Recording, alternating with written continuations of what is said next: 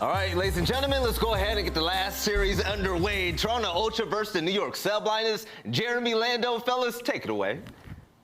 Thank you so much, Phil. Yes, it is going to be a blast to end out what has been a very eventful and memorable CDL Sunday, buddy. Like we said, NYSL versus Toronto, a match that we saw at the Pro-Am. It was a barn.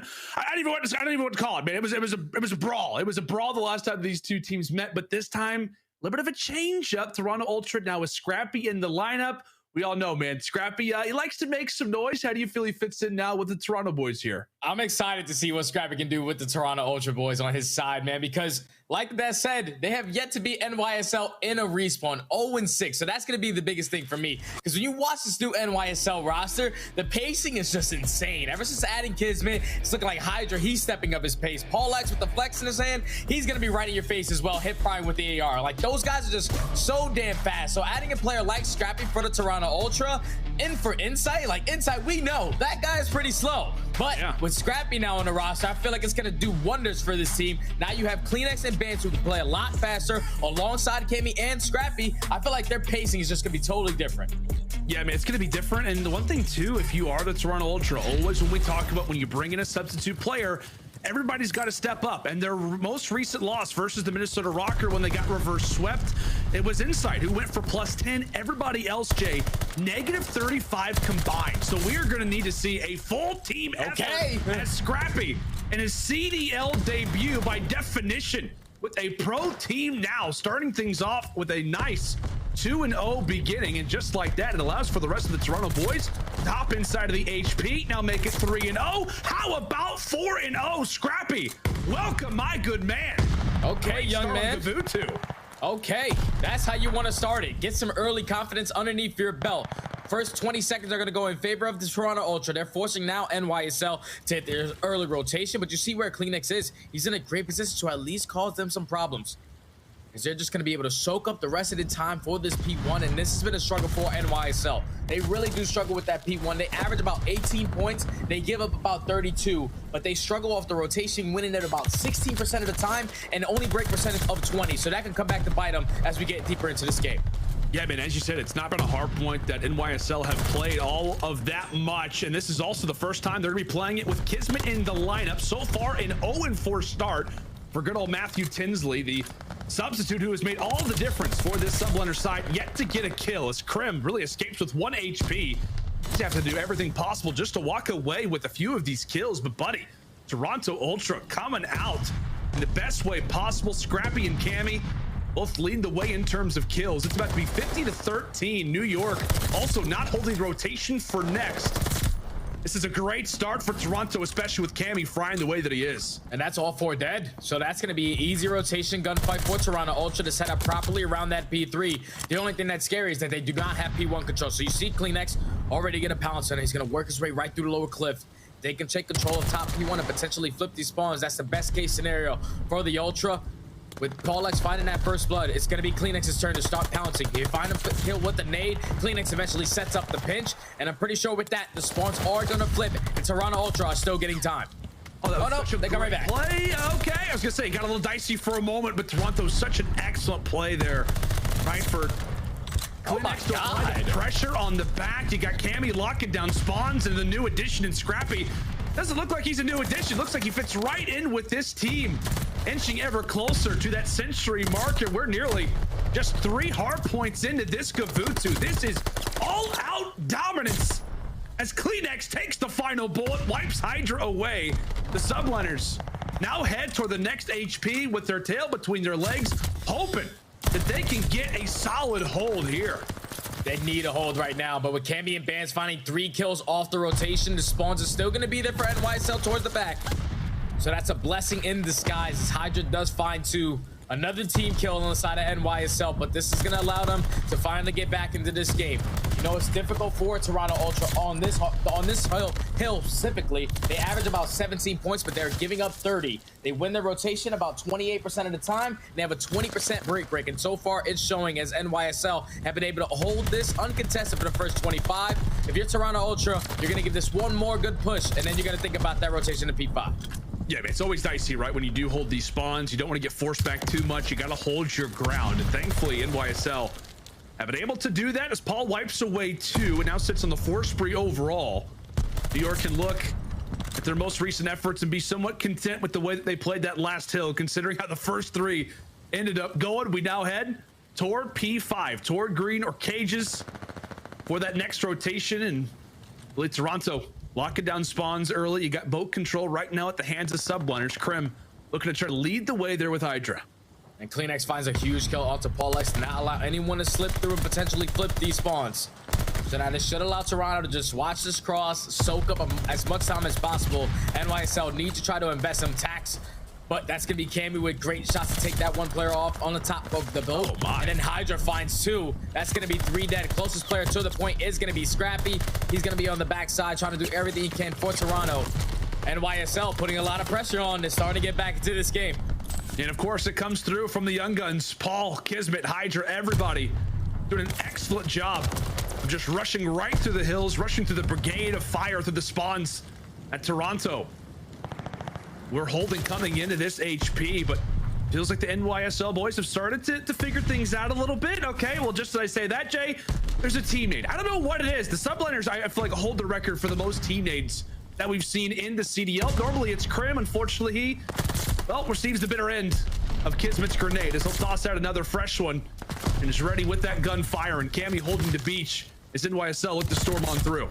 And that's a big 2 piece, make it 3 in the feed for Kismet. He's gonna spot the 4th, but doesn't need to pick it up. And that's gonna be a successful break for NYSL. Now it's all about just soaking up as much time as you can, winning your gunfights, because they usually do struggle on this point. But that's gonna be 3 dead in the feed, make it all 4. Toronto Ultra are continuously spawning out towards that cliff side. NYSL, we're struggling on the very first rotation with this P1. So far, this has been a flawless hold for them to get right back into this game and take the lead. And I'm so glad, partner, that we got to see Kismet making a play like that, because, you know, we talk about the stats, you know, around the 0.9, 0.8, you know, range from time to time. Obviously, he has his moments, but I think the definition of his kills are impact kills. The way that he is able to maneuver throughout the map has been so important for this Subliners team. And just as we get right back, okay, really recognizing what's going on, it is Toronto, without a doubt, exploding all of those high pressure type of plays. Thrown out the door as now it's Scrappy's turn. In things out on a 5 spree. We're talking about impact of the young gun coming through and giving Toronto exactly what they need. We just gotta step aside right now because I'm wondering what the comms sound like. We know what Scrappy is. Let's step aside and go to a listening with the Ultra boys. S2. We flip, by the way. It's Hydra. S2. You're gonna be Hydra. We top ring, yeah. They're left, Scrap. One Left, top five. ring, by the way. Only been on. Yep. Okay, top ring, Hydra weak. He's S2. He's dead. our side, Hydra, top ring. I died to an ape, back ring. One's on time. Hey, on time. Time, but one shot, Toby. I'm absolutely as well. Mid tank. Mid tank, Hydra's got me. We have a streak Yeah, we here. have a streak for P3. We can go in the right here. What, do you want to play out? Try and get these. I'm done. Get them off ult. We're fine.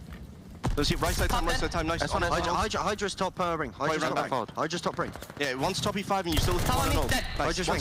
Hydra's still ring. Clear Hydra ring. Dead. Nice. You get glide. Yeah, I'm doing He's back ring and one top ring. I glide. Top ring. Nice. Front green. I'll kill anyone crossing time. I don't see yet. One's One deep, by the way. Deep Crim dead. One's super deep. Yeah. Where's mid cross? Paulehx cross. We coming. S2? I'm looking. Yeah. Yeah. Kiss, one shot on the cut. Someone S2. One shot on the cut in green. I have Scrap. One's S2 in green. S2 in green. Yeah, first shot Kismet, and one's deep. That Kismet one shot.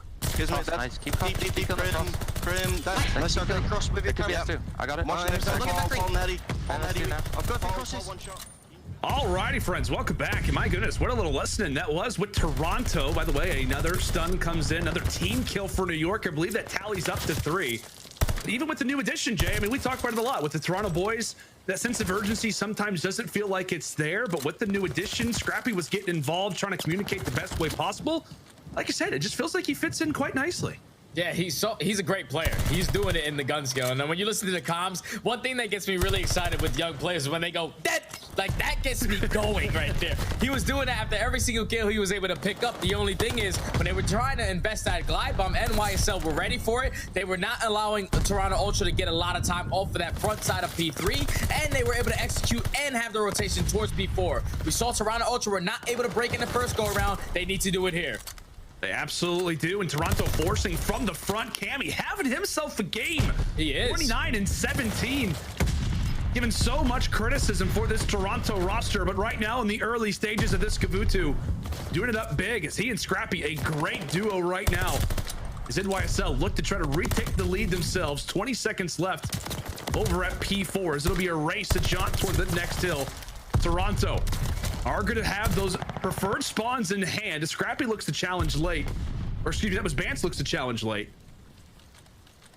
Rotation is now going to be set in stone. Big moment right now for Ultra. We'll see if they can hold. It's been really two players leading the way, Jay. You look at that scorecard, 13 and 24 from Bance. Cleanex not having a stellar performance either. Cammy and Scrappy, they can get some support. Few extra kills toward the stretch. This could be theirs. Yeah, the ARs are going crazy right now. You just need the SMGs to give them a little bit towards the later half of this game. And Toronto Ultra are going to be able to take the lead right on back. But you see the spawns. The spawns for NYSL starting to come in towards the back. That's going to be 3 dead. Bance is going to be the only player closest enough to this point. Every one of his teammates are all spawning out towards Cliff. NYSL, another successful break. And with 30 seconds left, they cannot win here. But you see Hydra in this position. He was trying to think about that rotation to P1, but that's going to be Cleanex at least able to cut him off. Now this puts the focus for NYSL to get this remaining 20 seconds, so at least they have a good enough lead, even if they're late off the rotation. And the last of the rotation, but take a look. I mean, Willie Kismet just finds the lane, buzzes his way through, and he'll be the first one here for New York. He and Hydra join alongside, hand in hand. The SMG is gonna have to go big, gonna have to make some plays, and they do exactly that. Cammy's gonna get found out inside of green, so a wonderful wipe once more from the Subliners, and Porterhouse now decides to rock in the glide bomb. Two players who've got to storm in here fast. Glide bomb doesn't take him down, but the gunfire will. Kismet, a great double, now makes it 4 in a row for him. 24 seconds and counting. NYSL feel like they've got the dub. Yeah, Crim has the entire mid-map cut off. Only 15 seconds until they're able to close this one out. Another glide bomb is gonna get invested. Hydra's turn to at least take down one, but that's 3 dead in the feed. NYSL, this map number 1 is theirs.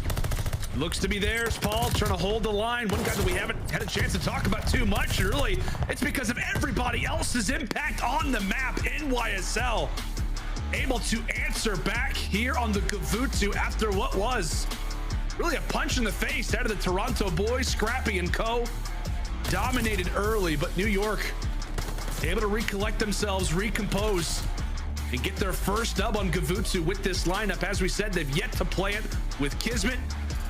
Based off that scoreline, based off, like we said, that composure that they show. Just another instance of New York dominance and respawn, Jay.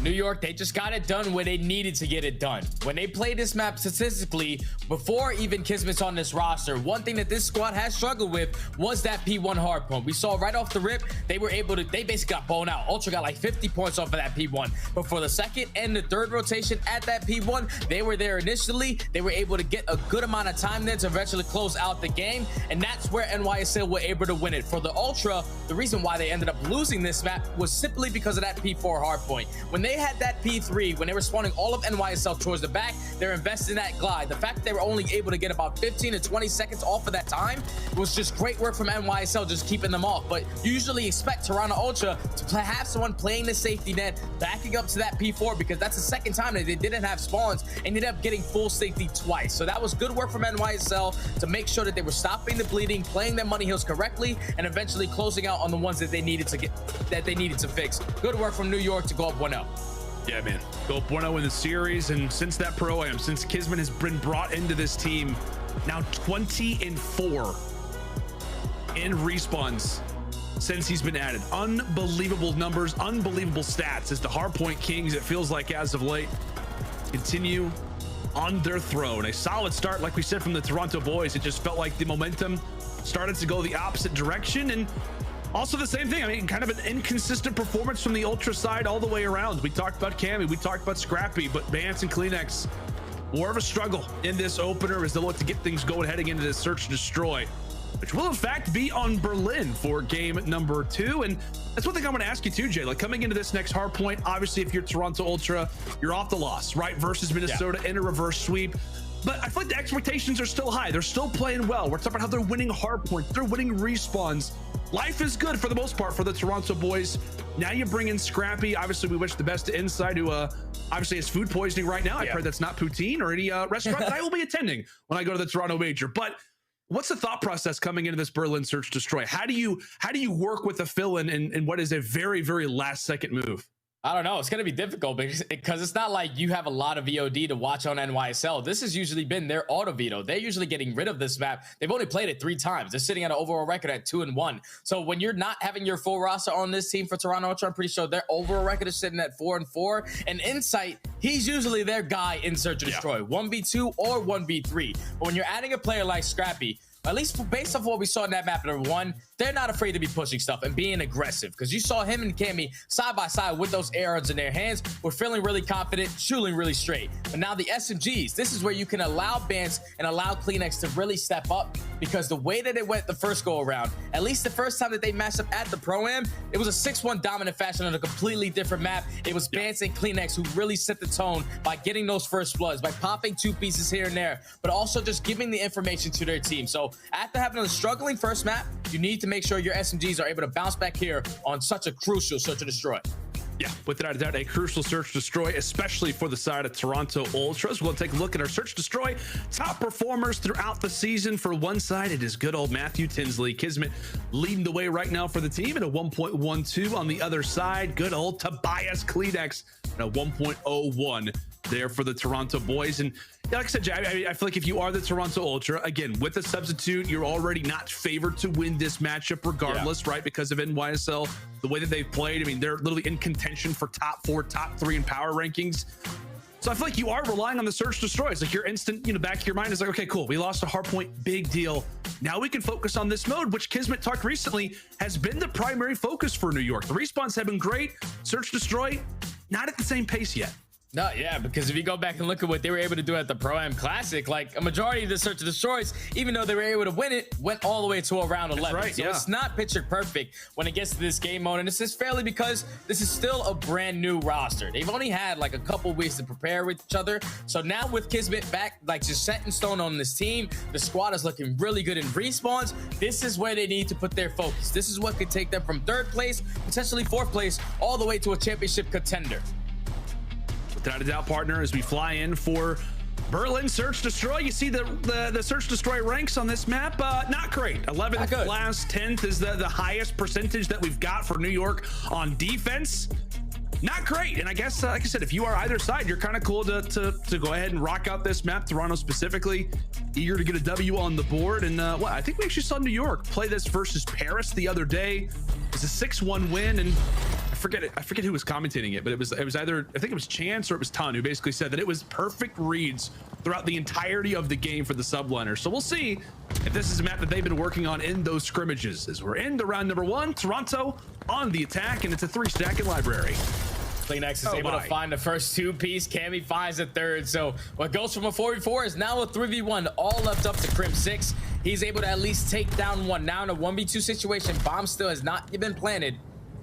He has a lot of time to work with, but they're gonna go down at this B site. Both of these players are gonna wrap back to the spawn. This might work beautifully in Crimsix's favor if he can get the timing correct. And he knows right when that bomb gets planted, based on the positioning of the players, they've got to be playing for a warehouse.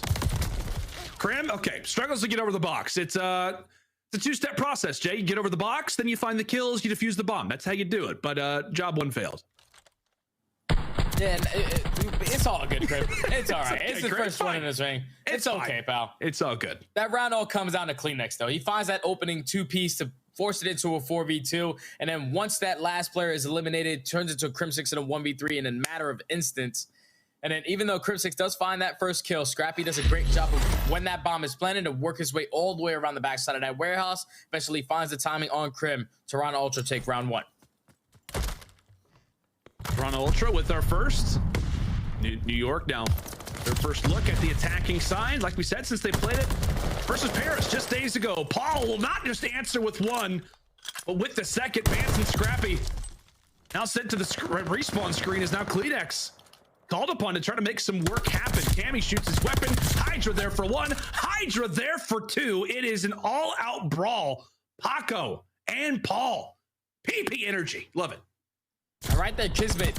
He just doesn't care. He just simply does not care if he dies or not. His main focus is just planting this bomb down towards B. While he slits his way through that to that site, Paulehx, he's got to be gangster for that one. He just broke right through the front door bottom P2 and just challenges 2 players, finds a 2-piece, and gets out with his life before he does get traded. But he sets up his teammate in Hydra to eventually go on that late flank. New York, great round, and at least tie the game up.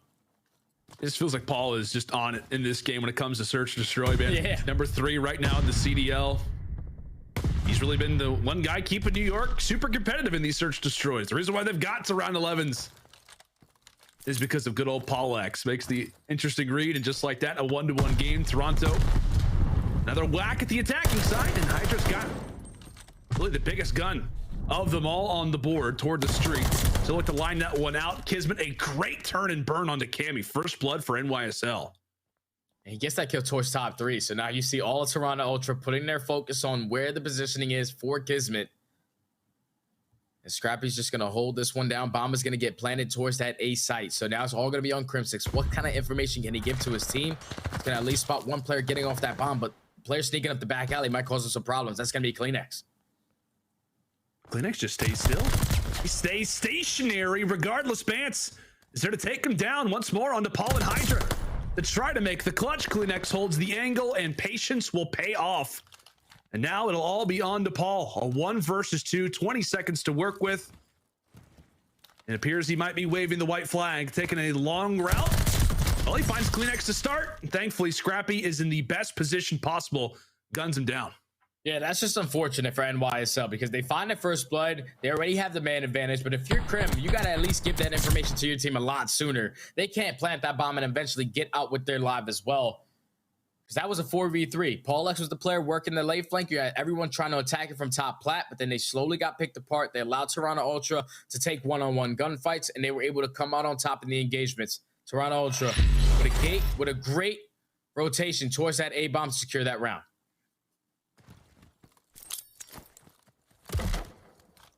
Eight stops early for NYSL.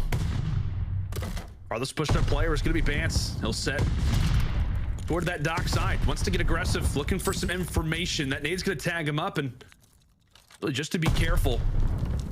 He does toss down a nade just to cover his tracks, but right now he's got Scrappy looking over him, and it could be New York who decides to go for that bomb rotation, and a good call, possibly, given Hydra's overall POV.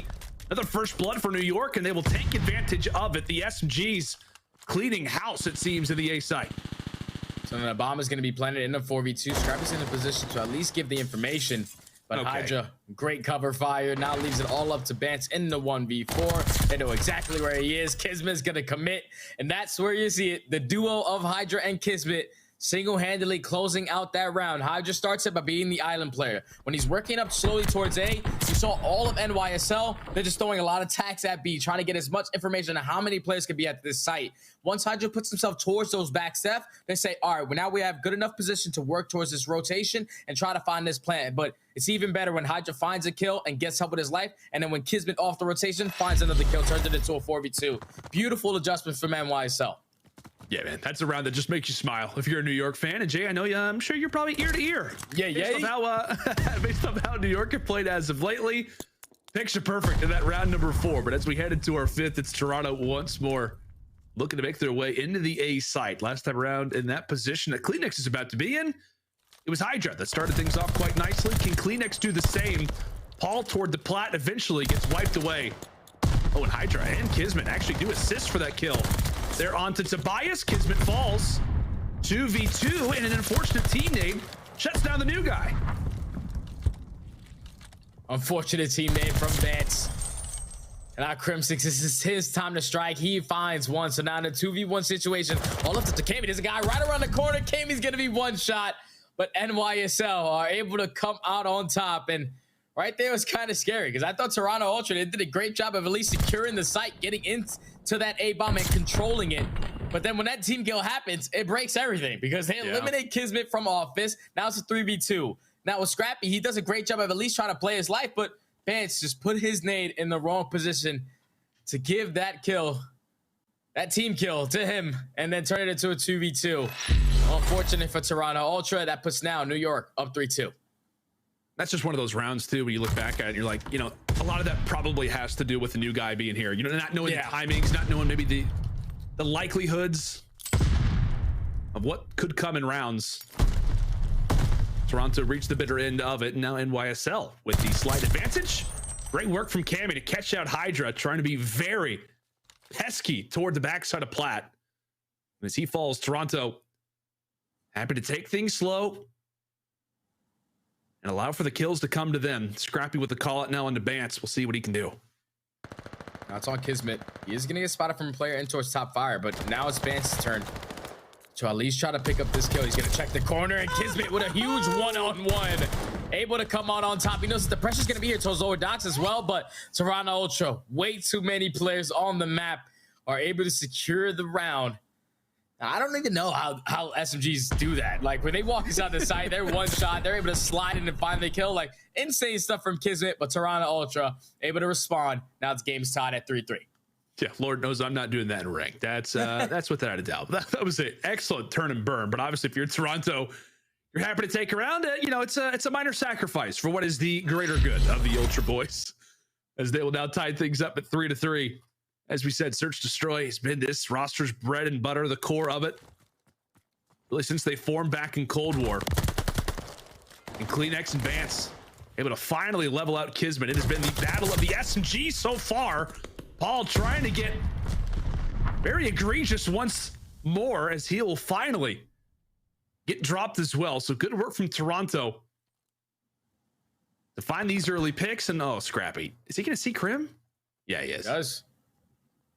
So 9-42, Crim, his position is going to be compromised, as Scrappy is just waiting to time this shot correctly. He doesn't even take the shot. He's actually going to turn around and just find Hydra. And so far, Ultra, 2 rounds in a row, making the proper adjustments, just simply attacking towards this A-bomb. Whenever they like to play this map, they are 56% round win percentage when they're attacking towards A. So if it ain't broke, don't fix it. So far, they're doing what they need to do to secure these rounds. Now up 4-3.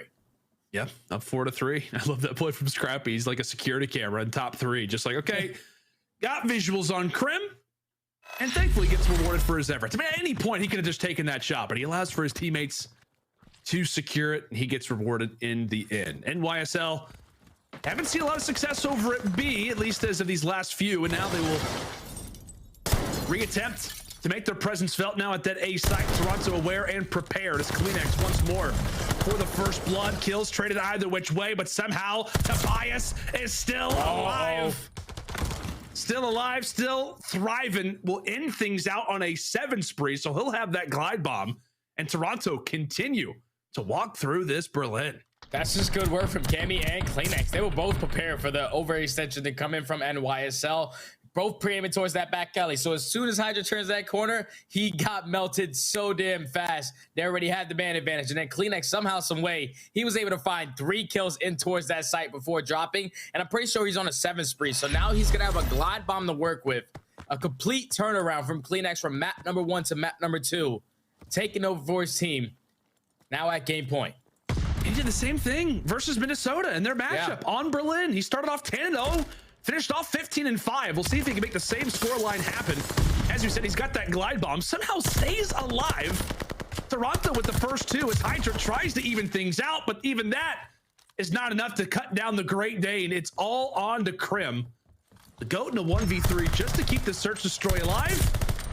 And he's eventually able to take down Cleanex. So at least you want to think about the glide bomb, but that's really all the positives at the moment as Toronto come through commandingly in this S&D and pick up right from where they left off in the prior series. Another solid W on Berlin. Series tied now at 1-1. Yeah, if I'm New York, I don't know why we didn't make the adjustment to have more people play towards that A-bomb, or at least change the way we were setting up, because they consistently were just going really, really quick to that A-bomb every single round. At least try to throw 3 players towards that top plat to shut it down. If you get thrown off guard and they try to plant it towards B, then so be it. But you cannot allow them to go to that A site 4 offensive rounds in a row and see every single time a lot of success. Like, that's unfortunate for them. Right there, just simply came down to Kismet and Paulehx. They were both the players that were inside that bomb. Kismet decided they're going to get first blood or first blooded. Ultra were just able to play their numbers correctly every single time to come out on top of these engagements, followed by a great performance behind Cleanex, having a great bounce back map. 11 non-traded kills. He does pick up that glide bomb. He doesn't even need it to close this one out.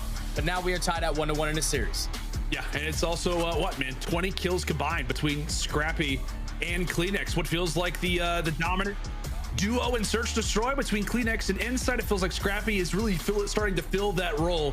Did so in Kavutsu despite the loss, and helps provide some great work in the Search Destroy. Now to bring us to a 1-to-1 heading. And buddy, like we said, man, New York versus Toronto. It's been a great matchup so far throughout the year in Vanguard, and based off the way that it played at the Pro-Am, which was a wild matchup, it seems to be going the exact same way. New York won the first hard point, then it was Toronto who came out with a convincing Search Destroy, and well, that Tuscan Control was one to remember, and now we have got that for our next match. We'll provide you with some more details on that one when we come back after this break.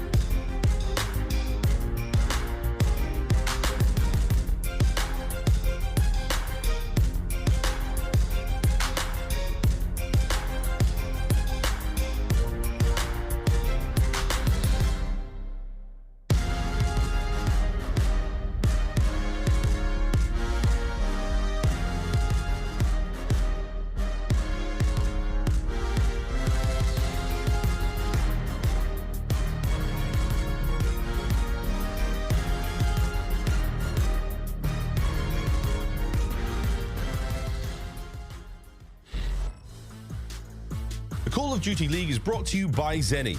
Armor your eyes with Block's gaming glasses starting at $24 by visiting zenni.com/CDL. The Call of Duty League is brought to you by Mountain Dew. Upgrade your game with a Scuff, the official controller of the Call of Duty League. Howdy folks, and welcome back. It is the New York Subliners taking on the Toronto Ultra in our final match of the day, our final match of week number 2 of our Major III Qualifiers. That is a mouthful, but Jay, we got to talk about the numbers because there were some interesting ones. The last time that we saw these two teams match up on Tuscan Control, it was at the Pro-Am. Break it down. What happened? It was insane. Like, New York went into that map with a 9% overall offensive win percentage. They ended up going down 2-1 on the map. They had one of the most dominant defenses that we've ever seen. And then they go into an offense where they were able to win it back to back. I'm pretty sure they won 2 offenses on that map with a 9% overall. That's insane stuff from them. And it was all on the back of Kismet. Pretty sure he goes like 38 and 20 and like 32, which is like 1.19. The guy was an absolute beast. And you can already see it in this series. 1.16 and his SMG duo and Hydra at a 1.14. This is a map that I'm really looking at Scrappy to like step up the pace for Toronto Ultra. You cannot allow these SMGs to just put the pacing on you. Yeah, man, and one thing too, like for Toronto, we were looking at those team KDs. You just want to see it be a little bit more consistent coming into this respawn. I mean, so far it has been Cammy and Scrappy leading the way. You saw Kleenex negative. Bance is at a 0.42 coming into this control. So as we said, series still has the ability to be young as Scrappy eats a nade. You'd like to see that consistency come through from this Toronto side, as really consistency was the name of the game for them throughout a lot of their success in Cold War. So far to kick off this attack, it has been anything but secure. Unfortunately, there's Scrappy's able to take down 2 if you're a New York fan. And just like that 2-piece, now that 3-piece that comes in from Cammy will now open the door possibly for Toronto. Yeah, Toronto need to get on A. They haven't even completed 1 segment yet, the way that New York have been roaming around the map. But first ticket's about to be complete. Now you have to worry about the flank coming in from Hydra, as he's already takes this top fire control. So about getting a good timing on this. As you see, Kleenex already pushed out towards that lower field side. It's looking like it should be an A capture for Toronto Ultra. All going to be on the defensive side for NYSL to just hold down that B point. Oh, but they find 3, so they're going to get the pressure on. Scrappy goes for the pre-fire, expecting somebody to be coming in from middle, but so many angles, so many perspectives to look at when it comes down to this A zone. As he falls, the rest of the Toronto boys quickly fire into this objective. Kismet with some great shots ends up falling, and just like that, it looks to be that A zone successfully captured from the Ultra end. And just like that, another minute now added on to the clock as they sit with a solid 4-man grouping inside of Church, looking to challenge everything as a team. And so far it's working out nicely. Make it 2, possibly 3. The great little crossover there from Hydra totally wipes it all away. Wow, that was such a beautiful play from the Ultra to just 4-man push into top radio. Once I thought they find them opening 2 kills, they know that they have to find a player that's pushed out towards P5 and the last player who was coming off false spawn. But the SMG duo once again shut it down. So now with a minute left, Ultra are currently up by 1 life. They do have that P5 control. They're gonna try to attack the straight out from the front, but none other than Paulehx to get all 3 kills from radio. And I'm just thinking, like, can he find the 4th as well? No, he does not. Kismet there for the assistance, and he single-handedly shuts down the push for Toronto. Just the layers, man. Just the layers from this New York side. You got Hydra, you got Paul, who just have the ability to go off in a moment's notice, as they, because of some individual play, have instantly eliminated Toronto's chances of a solid push. And now, with it being a 6 versus 5, the final hurrah, if you will, if you're Toronto, Scrappy may be called upon to win a gunfight that is not going to be easy. Quickly stunned, tosses over the nade, says a prayer, and really just tries to hop in a corner. Brought down to 30 HP as the rest of the boys from the Ultra side look to get in through Church. Okay. Finds 1, finds 2. New York, no respawns left. A 4 versus 2, all on to Bance and Cammy. Bance starts to hop in the point, and unfortunately the buzzer sounds, and NYSL, they're standing tall after it. Oh, that's got to be so frustrating for Ultra, because in both the situations where they had the man advantage on the push towards that B point, the 4-man push towards top radio, they turn it into a 4v2, but then they lose in a 2v4 gunfight battle for the SMGs. Hydra and Kismet go massive, and then right there, they find a couple kills to at least open up that P5 area, and then they didn't find the most important kill, which is Paulehx. He gets a 3-piece, single-handedly shut down the push, and YSL survive on the defensive side. They survive, and they're going to be able to handle the instant aggression out of Hydra. Takes down 2 toward the top, and really that's just going to set up Kismet to make himself all kinds of comfortable in the back pew of the church. Eventually dropped, but still New York trying to display that aggression early, catch Toronto on their heels, and make the lives of the men who sit in that objective, that A zone, that much more easy. Scrappy looks to fire back. Second tick about to be in. Scrappy trying to hold him off. Scrappy contesting, doing enough time, stalling enough time for at least his teammates to get into the play. But now your main focus has to be taking down Hydra. He's going to be pushed up farthest on the map, trying to at least play for some spawn kills on the side of your teammates. And he's doing a great job of doing so, just staying alive before Scrappy comes on spawn and eventually takes him down. But Trey's going back and forth all over the middle of the map, and YSL able to stop this clock. Now the contest is going to be here towards A.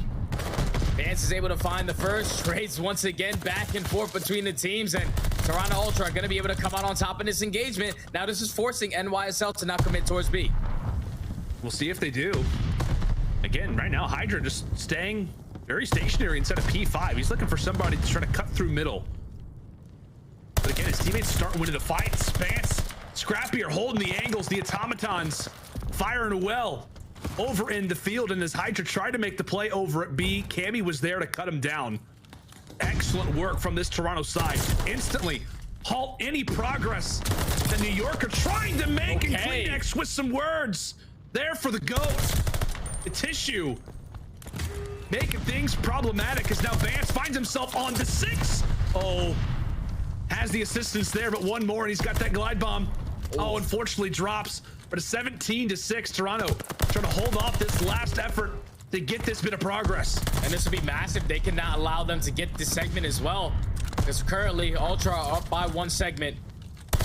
That's going to be a team kill once again for NYSL. The only player on the point is going to be Paulehx, but he does get some assistance from Crim. But the contest is still going to be here. Ultra not trying to give this one up as Cammy finds the trade, but finally NYSL able to capture it. Only 2 lives remaining. Kismet and Hydra. Kismet's going to get taken down. Hydra gets taken down. And Toronto Ultra looked like it was going to be a dominant defensive round from them. I know right there they want to get those last couple of seconds of the round right there back, because you do not want to give up that last segment there. But they did a good job of just controlling the map, picking up the kills left and right, dominating in the Slayer department in that round number 2. Yeah, as we always like to call it, and I know for, you know, those longtime COD fans, you know what we're talking about. But as we said, those segments are what decide. You total those up throughout our first 4 rounds. If we go to a round 5, you get the more preferred side, the defensive end on control, based off how many of those ticks that you get. Shout out to the production team for adding in that scoreboard. It's helped us out a lot in the commentary booth, as things currently sit at an even total, as Toronto will now take their second look at the attacking end. It was an interesting round number 1 for them, but so far it's been pretty easy, considering it now leads to a 1v1 for Bance. So he'll look to take that, and the rest of Toronto look to grab some mid-map position. So that's gonna be 3 dead now for NYSL. Toronto just should have this 8-point uncontested. Now, if you're NYSL, you need to get someone over to that P5 position, because you already have 1 player for the Ultra. It's gonna be Cammy playing the cutoff, playing spoiler. He finds the first. Can he find the second? He does not. Hydra with a massive trade to secure that positioning for NYSL. Another big gunfight for Paulehx in towards top radio onto Bance. And now with 2 minutes and 12 seconds to work with, Toronto, all you have to do is just set up one of these beautiful pushes in towards P5, and Kleenex, he might have done the opening. At least he thought he did for a moment. Toronto now somewhat bottlenecked inside of P5. Looking to make their way out. Again, you've got a few different players displayed throughout the map, as Cammy hits a great nade there onto Crim. Really, this one's going to come down to if they can kill Hydra or not. Hydra with 1. Scrappy on the trade. We got some stuns, utility tossed out either direction, but that push is going to be stalled for the moment. Bance ends up getting taken down. So 1:30 on the clock. And first wave cleared if you're the Subliners. Yeah, that's difficult if you're Bance, because now you're the only player farthest pushed up for the Toronto Ultra. You probably want to play your life a little bit more there, but NYSL knew his position. Now they're going to be fully set up for the push once again. All out attack from Toronto Ultra from the front side. Nades coming in, stuns coming in. They're trying to get some kind of information on Crim, and he's not really having a good game. 9-22 out of Crimsix, the GOAT currently. As you're gonna have your young guns stepping up tremendously as Paulehx finds another 2-piece towards top plat. Name a better duo, Paulehx and top plat. I feel like when Miles did it, he had a 4-piece. We did it, he got a 3-piece, and then he finds another 2-piece. The guy's a man on a mission up there. Paul is piecing on the plat.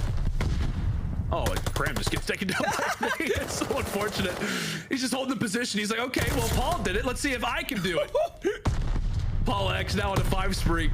Quickly gets out of dodge and recognizes that Bance is going to be on the point. So no glide bomb for him, but Kismet could be in a position to succeed. Jumps in toward the top, and really for Toronto, it just feels like the same story over and over again. Team fight trades either which way. They get one player that manages to sneak through to B. They try to make some heroic play to 1 versus 3, and it just never turns out. Toronto have got to get more than one player over at that B zone consistently if they want a chance just to get one of those segments. Maybe now could be the time. 10 seconds left. Somebody's going to make a move. Here comes the opportunity. Kismet from the skies with 1. Kismet with 2. Okay. Bance with the 3rd. Keeping in mind, New York, no respawns. The time will stop at 4.1, and Kleenex is the only man here. He hits the shot, but the grenade wipes him off. Bance with the concern somehow gets on the objective. 0.1, but Hydra, I believe it's Hydra who wins the fights. There was 2 players on, and New York will escape with the defense. It was, in fact, Hydra. Both players stacked up, and they could not afford to fall. The Frenchman going big, saving that round for the Subliners. That's a heartbreaker for the Ultra, because right there, Kleenex dropping down from top ladder, it was a miracle jump. And the fact that he finds a 2-piece when Bance finds a 3rd, they said, okay, we still have an opportunity to do this. Then trades are going back and forth. He wins an insane gunfight onto Paulehx, but then Hydra all spawn, works his way through back L, and just only needs to find that 2-piece to secure the round for NYSL. Now puts them up 2-1, and if you're the Ultra, you just got to make sure you do not give up a segment at B, because the way that NYSL are playing their defenses is so annoying. It's so difficult, man. You just got SMGs in your face all the time. You've got flank after flank, whether it's Paul, it's Paco, it's Kismet. As we switch to Kismet's perspective, he's just hanging out in the back arches, just hanging out in the back spawn at Toronto. Inches away from that segment, as it's a nice 3 down there for Toronto. And as we said, not always expected to fully wipe the players off that A zone, but make them work for it for as long as you can. Tends to be the ideal position if you are the defense. Bance having a solid game right now in 23 and 15. Just not feeling that same impact in the overall score of the game. As he gets wiped away, New York trying to handle business everywhere they can. Still yet to get that full A control. And Hydra has been roaming around the map this entire time, just putting himself in corners, finding 1 kill and getting out with his life. That eventually turns into a 6 spree. Now he's 1 off a glide bomb, and this could not get more scary for Toronto. He has been so difficult to locate. This glide bomb can be massive if he can pick this up. The all-out pressure from him to at least try to attack this from top radio is not going to come in, but you see his teammates starting to approach this from the backside. You can probably assist them and pick up one of these kills. That'd be massive. But he's just focused on picking up this glide. He knows how important this is. And not only does Hydra focus on it, but Toronto focus on it as well. You can just tell the sense of urgency. You know the comms are going to be there. He's been in their base all throughout this round. They know the guy's close to a glide bomb, to put it lightly. As Kismet falls, he at least earns some information as NYSL continue to try and make a little bit of a push up at the same time, just trying to feed Hydra for this streak. The glide bomb would be massive even if we do head to a round 5, and he'll find that kill. Glide bomb secure for whatever he looks to try to rock it. And just like that, the force into the point, the stack is in, and here comes Toronto. Now gonna have to try and survive the glide. It comes on through, but Kleenex with the nade takes down Hydra, takes down a teammate, and takes down 2. He's taking everybody down. Sorry, Bance, you're just caught in the crossfire, buddy. Yeah, that's just unfortunate for Hydra right there because he invested a glide bomb into one of the kills that his teammate ended up picking up. So only one player gets taken out and the glide bomb is basically useless. That allows Cleanex to set up that tack and eventually find a two-piece with the 40 in his hand. Now with only 30 seconds left, NYSL have one more good push at this, but pretty sure with them picking up that segment, they will secure that defense going into this round 5. So if you're the Ultra Boys, you need to just figure out what you need to do to secure this B point going into your next round. That'll be the path to think about, but hey, they still gonna get this one done. They still gonna walk away with this round. Crim falls. There goes Hydra. Paul at least is able to poke away one at Cleanex.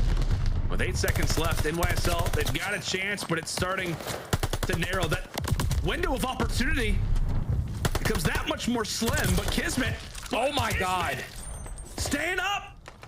Time will tick away, but NYSL gave it the old college try. It looked like there was a chance there, Jay, but we'll head into this round number 5. Toronto will be on the attacking end. I mean, what? It's been all defense, I mean, almost for the most part, but yeah. What do you want to see from Toronto here? I think I want to see, you know, the push that I would love to see is them just attack it from bottom middle, like to go aggressively through the middle of the map, win your gunfights toward church, and just cut it right through bottom church to try to get towards B. Because the way that NYSL have been playing towards this B point, it's been so difficult for Toronto Ultra to try to get any ticks of aggression done. But who cares? It's round number 5. We just need to win this round and we will be able to walk away with this map. Toronto Ultra find 3 in the feed. It's going to allow Bance to now get pushed up in the bottom church. He finds another kill and he's been stepping up so far in this map number 3. Remember what you said? 0.4 in the first 2 maps? Huh, it's like a 2.0 here. The guy's going crazy. Benjamin Bance, he's buttoned up headed into the church. He's feeling great. Feeling on top of the world. As that A zone continues to roll right now for the Ultra and Cammy. Hanging out in the backside of the base behind enemy lines. And right now it feels like the Subliners can't do anything about it. A very successful start to this round number 5 for Ultra. We talked about the path to success, and that is what you love to see. A quick A capture. Now they've got 2 minutes to work with. 2 minutes up by 2 lives, make it up by 1. As Paulehx is in a position you do not want to allow him to be, which is around that P5 area.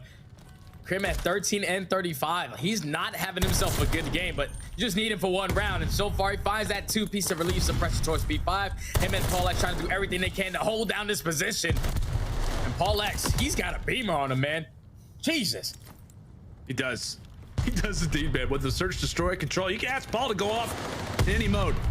And he'll be there to help you out. But from 2 minutes now to 1 minute and 30. Time continues to tick away in the back of the vines from the Toronto side. Regardless if it's not been a stellar game from Crimsix, you are still in this round 5 for a reason. As they will very carefully make their way alongside toward top broken.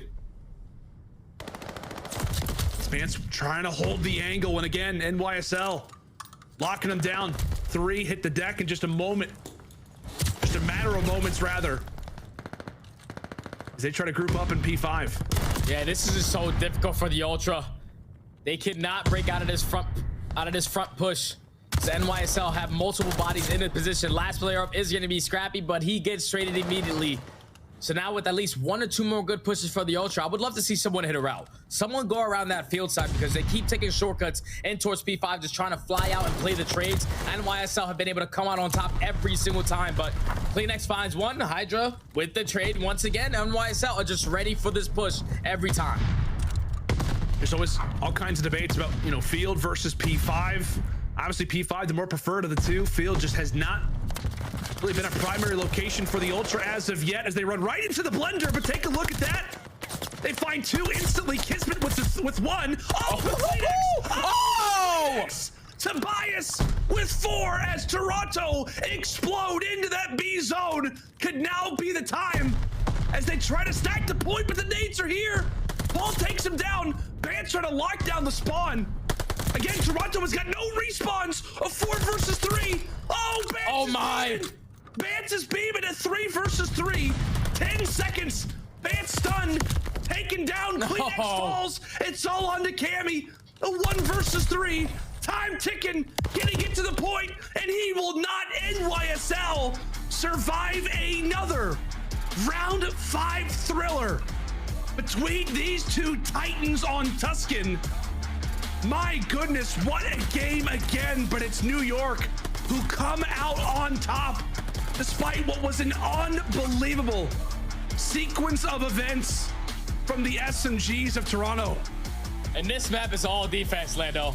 Every single round was defense. The biggest difference in this round had to be the second offense for NYSL. They were able to get that one segment at B. And you see, they're a lot more comfortable on defense than they are on offense. And it showed, man, even with Crim putting up terrible numbers. Like, what you doing, man? Don't come on and give me a terrible interview later if you're going to put up numbers like this. 18 and 42 out of Crim, but the Young Guns came to play today. Hydra and Kismet take over in the SMGs. They were so annoying on that map. Right there, every time Ultra found a two-piece, there was always Hydra or Kismet already in position to at least even out the numbers. That was great work from New York, but just constant stops at the front side of this point.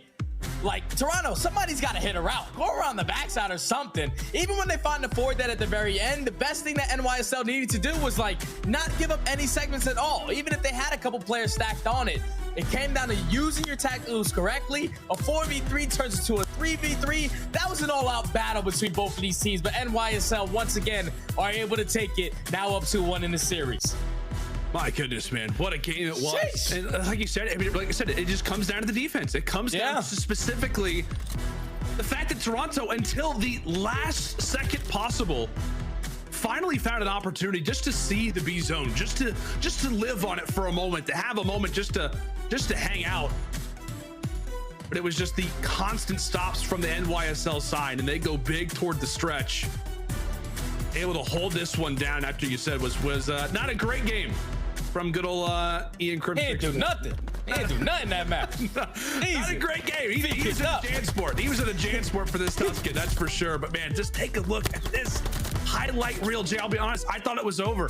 100%. That, and then we saw Bance do what he did just shortly after. I thought the writing was on the wall. But again, Tuscan continues to be such a wonderful battleground between these two. You can make it back-to-back respawns now for New York as they find themselves up 2-1. Now headed into Berlin, Jay. And this is going to be scary, man, because this is one of NYSL's really good hardpoint maps. Their overall record on this map is 7-3.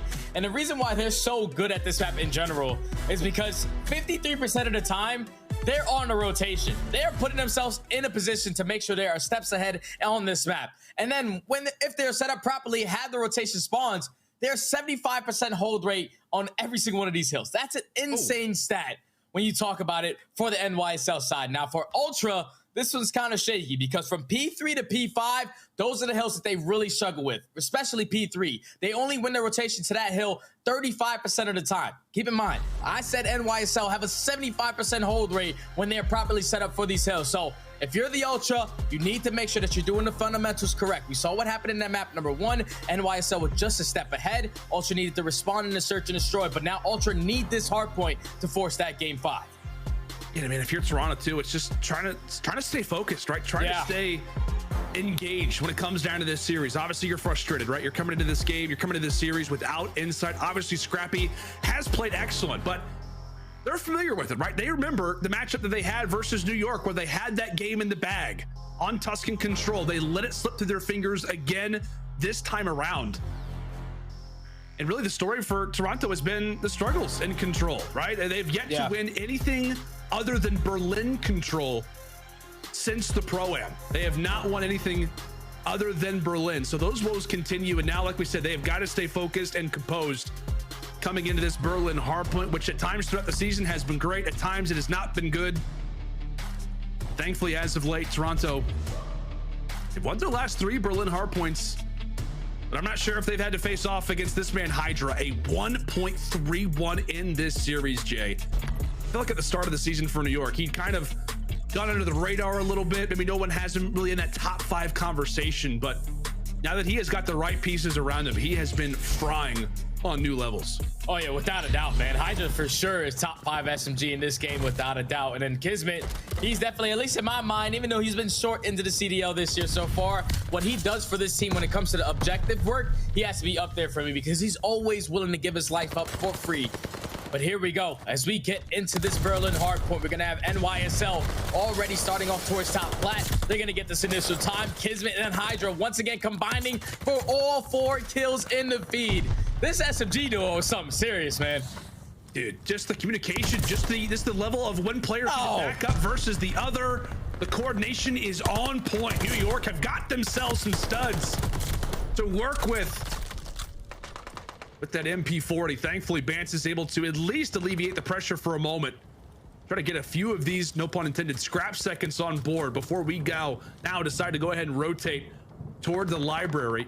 Battle for spawn still going to be inbound as Cammy wins a big one toward the back. It is New York currently inside of the hill, a current 2 versus 2. Next tries to decide it himself as Hydra makes his way to a corner. That was Hydra and Kismet as they find 3 kills in the feed. Only player up is going to be Cammy. He's going to go for the challenge. He's able to win it. And now this should allow Kismet, the SMG duo, to strike. He can locate the positioning of Cleanex, but that's just great work from him, finessing the entire time. Now fully sets up Toronto Ultra to get some good time off of this P2. But with 30 seconds left, if you're NYSL, you cannot afford to give away this money hill in P3. You need to make sure someone is being your safety down the backside. Yeah, because I believe you said, Jay, right? Throughout, I think Toronto's hard points, P3 through P5, those have been the struggle. So as many seconds that you can get would absolutely be beneficial. Scrappy's able to take down Kismet for the final engagement at P2. Now, the focus comes toward fire. Bance, a great little angle. Oh, for 2. Bance, fiery in the comms, trying to help lead his team to a map 5, makes the play. And really, it's just going to be these 2 to try to hold on out. Bance, the sole man in the objective as he gets collapsed upon. Made the play, but NYSL with the close spawns fire right on back.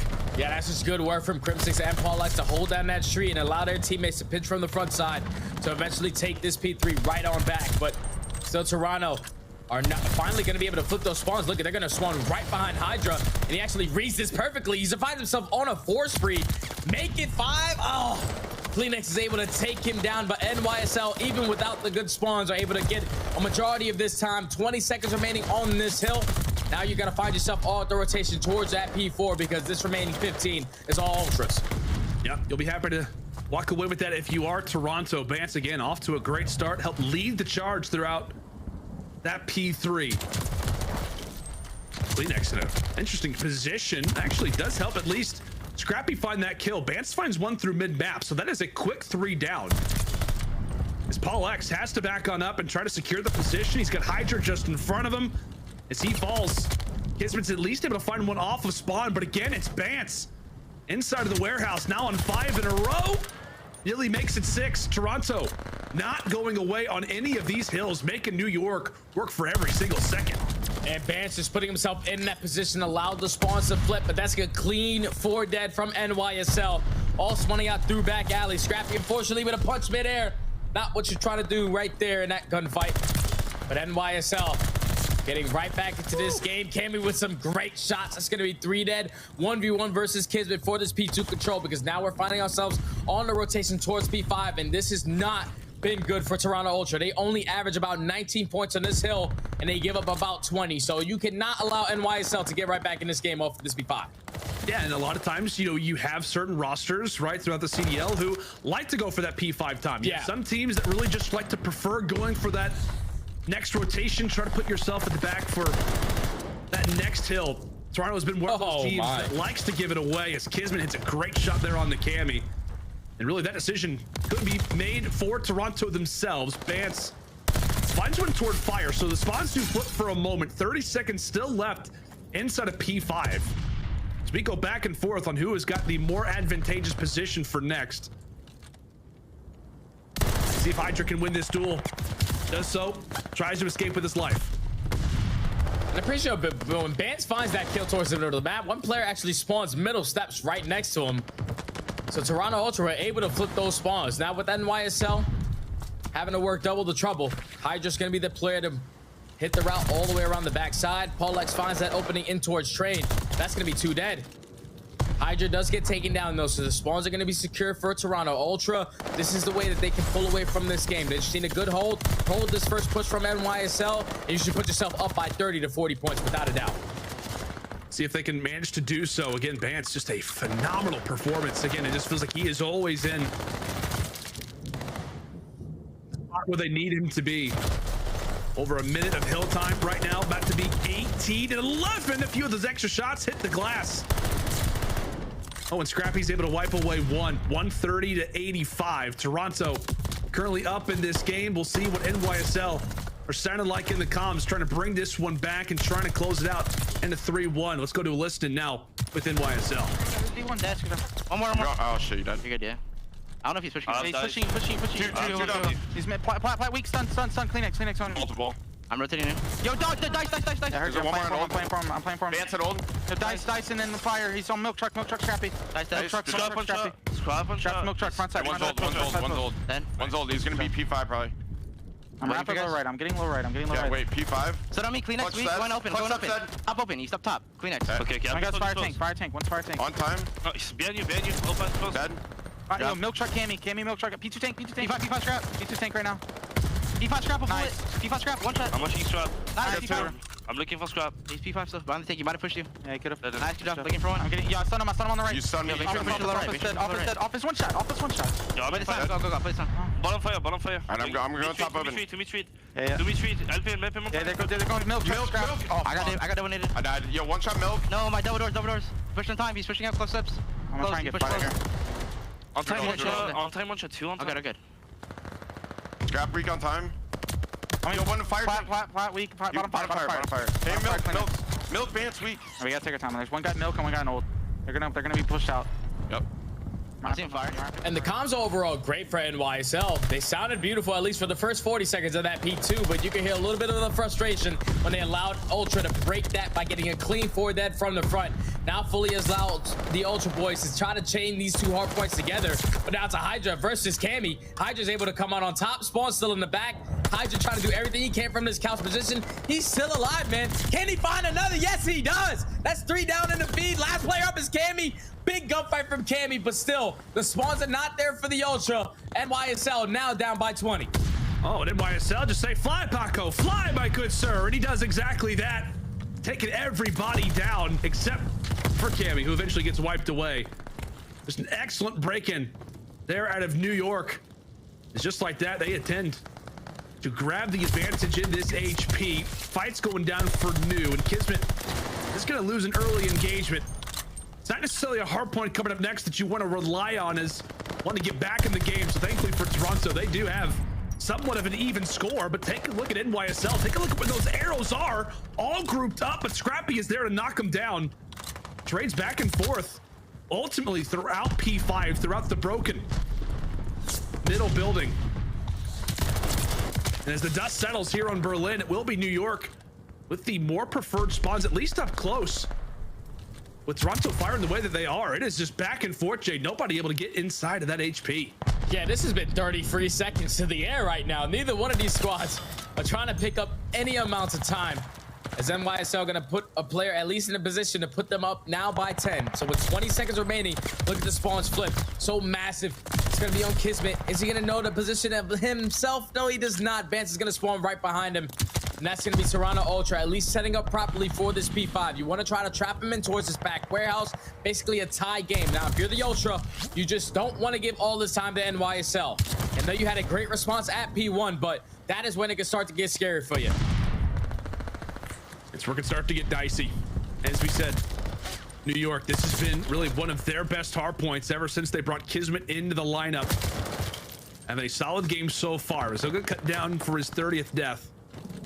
It is going to give Toronto a moment to breathe over at P5, and really that's what the breaths are like over at P5. You got about 2, maybe 3 seconds to live once you hop in the objective, and really that's going to be about it. Scrappy wins a nice up close engagement as really Toronto did exactly what you want to do, right? Hold P5, grab some of these seconds, but also make sure you're not losing spawn for next. So far, it has been a great sequence of events for the Ultra boys, and now it could be time for Scrappy to fry. 32 and 23, now 5 in a row. The young gun, the rookie, in his debut game for the Toronto Ultra roster. He's been on the academy team and proven why he deserves a spot in the CDL. A solid performance. However, Keep in mind, Hydra might have snuck through for this setup. And Hydra, he's going to be the player of the Wasp because that's going to be Cleanex who finds the first Bance with the second. The pitch is going to be here. Hydra is able to successfully win that gunfight. So now in a 2v2 situation, Paulehx and Hydra need to go massive. Cleanex 1v1 versus Hydra, at least to secure the spawn. Not able to come out on top. So NYSL able to break in. 35 seconds remaining in this hard point. The positioning right now from Toronto Ultra, your main focus is just to not get chained. You can always fight this for that chunk time, but you do not want to feed any streaks. Right now, NYSL have everything cut off. 20 seconds remaining on P1. 20 seconds left. Kimmy drops one. Kismet hot on the flank. Right whenever Scrappy turns around, it's the unfortunate team nade out of Toronto. But Bance is there to, grab the final 5 seconds. The focus has got to be on New. The farthest pushed up player from Toronto is going to be Scrappy. The opportunity to make a play. Find a few from the back. Feed some information to your teammates. And that very well could net them the final 20 seconds that they so desperately are hunting for. Does the job from the back, and really it's Cleanex doing the work from the front. Scrappy, a great engagement versus Crim, getting hype in the comms. Toronto, they can feel a game 5. Toronto on the verge of doing so. Hydra and Paulehx trying to do everything they can to at least get in, and that's going to be all 4 dead. The spawns do not flip though, so you see NYSL just consistently putting pressure on towards top fire. Bance able to win a huge one-on-one, but now Ultra, they can still put pressure on this. They secured the spawns for these next hard point. You can still send body at this, but not too much. You do not want to flip it. It's looking like NYSL trying to get back into this game with a great hold. Kismet going to be the man on the move, makes his way into fire by picking up that first kill.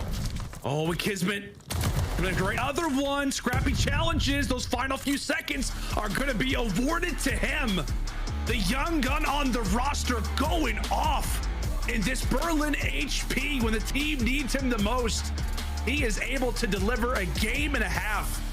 38 and 26 from the Challenger star. And now we have got ourselves a game 5 and we're headed to Desert Siege. Oh man, we're going to the Siege? Oh, that's kind of scary, man. Last time these two teams matched up, Toronto Ultra at the Pro-Am Classic were able to take down the Subliners in a 6-1 fashion on that map. So if you're in New York, you wanted to try to get it done on your best hard point here.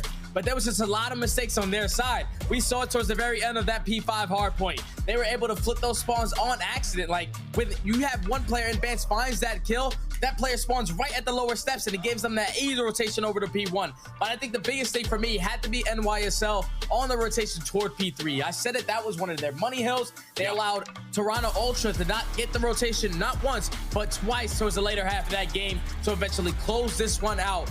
And now we are forced to a game 5. Young Scrappy came to play.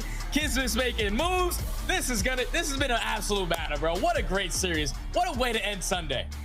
I know, right, man? And obviously we have this game 5 up next. Series is not done, but I feel like Scrappy has once again reinforced the reason why he just seems to be one of the hottest prospects right now on the Challenger side. I know what he was just playing like elite games just a few days ago. He and the NA Academy team are absolutely thriving, and there's a reason why. Tons of talent that the Toronto organization has and their academy rosters, both in North America and in Europe. It's been a story of the young guns. It's been a story of new players coming into teams and making impacts. The Subliners have felt it, and right now Toronto are feeling the effects of it as well. Folks, when we come back after the break, it is time for game 5 on Siege, Toronto versus New York. Stay with us.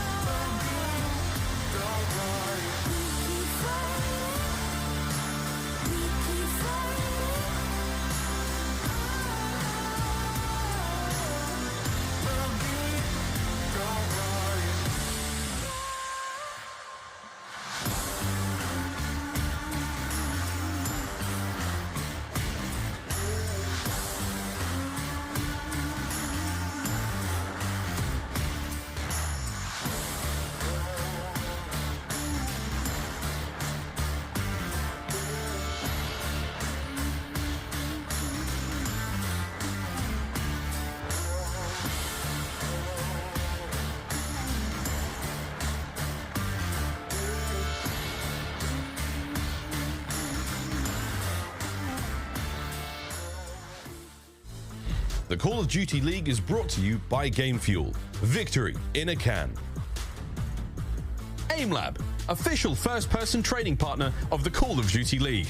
Unleash your potential. Welcome back, friends. Oh, it is game 5 time. There was no better way than to wrap up a week of qualifiers with a game 5 between two teams who are in desperate need of a W, considering CDL points, considering the way that our Major III qualifiers sit right now. Jay, it's been a great game. Toronto Ultra versus New York Subliners. You and I both had the hopes coming into today that this series could reach the distance. Then we learned the news.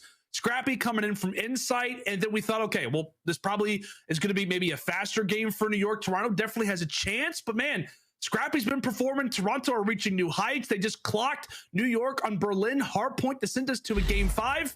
What's your expectation as we fly in for Siege?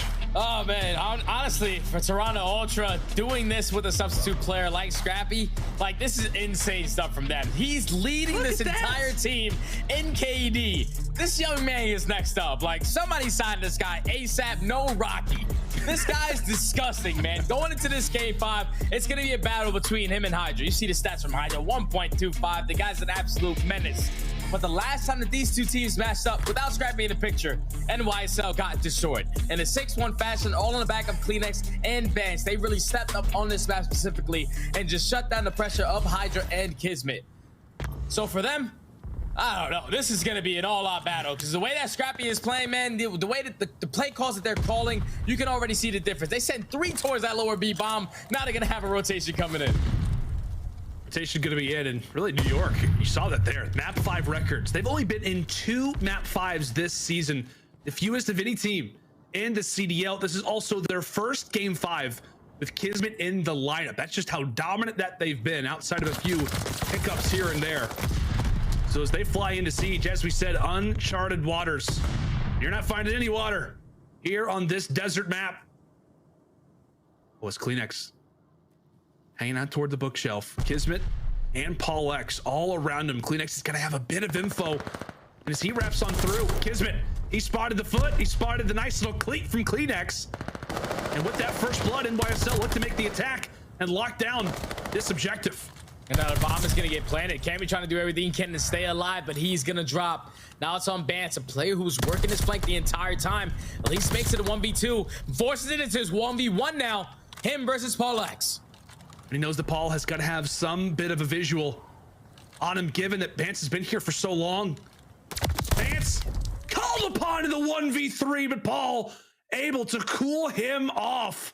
My goodness, Bance has been a man on a mission in these last 2 maps, has a great opportunity there for the 1v1 fight, but a sweat off the brow situation there for Paulehx. That's just good work from Paul. So just play the clock to your advantage. You know that Bance just finished getting a 2-piece. It's not like he's immediately going to go for that defuse, because he did spot you, at least the position that you were playing. So Bance unfortunately gets some bad timing there. Paulehx is able to come out on top, and that was a very aggressive round for both of these teams to start us off. As Toronto Ultra, pre-fires left and right, Hydra able to get that first blood. So now the new NYSL have the man advantage. Cammy looking for information through the trains, through the palace, wherever he can get that auto aim to slow down. Next falls Bance. Oh, great shot. Coming through the window, cuts down Kismet. Thankfully, Crimsix is there to pick up from where his teammate leaves off. A current 2 versus 3. Scrappy and Cammy. Oh, and given where Scrappy sits right now, look like he is right next to a few players, just given how close that top palace position can be. He is an ear's distance of everybody right now in New York. Yeah, he's playing for so much information right now. He has no idea of where these players could potentially be, but Paulehx with the pistol is able to take down Cammy. So now Scrappy in the 1v3 situation. Bomb is going to be down across the map. He goes for the initial gunfight onto Paul, but Paulehx says the rat is probably a little bit better in the automaton and in these certain gun engagements. He's able to delusively challenge right there.